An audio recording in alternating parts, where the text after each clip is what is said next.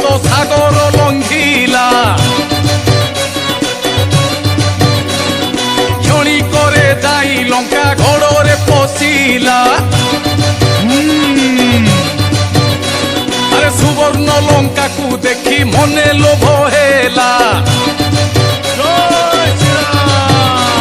अरे तहु अशोक वृक्ष रे विश्राम जे नेला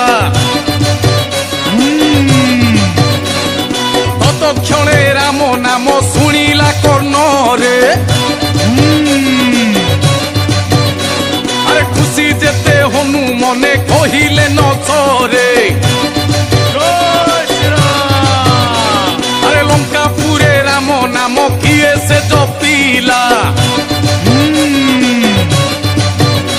बोला देखा दियो चित्कार दे कला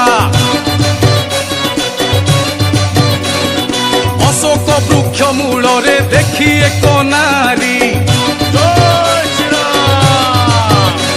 अरे मने भाविला कि ये श्रीराम सुंदरी प्रणाम करिला तांकु माता नाम धरी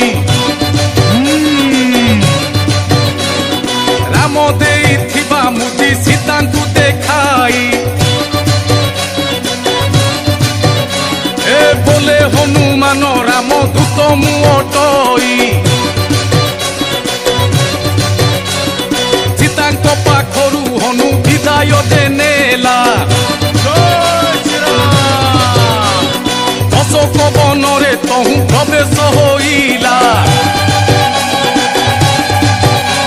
ए फलमूल खाई बन छार खार कला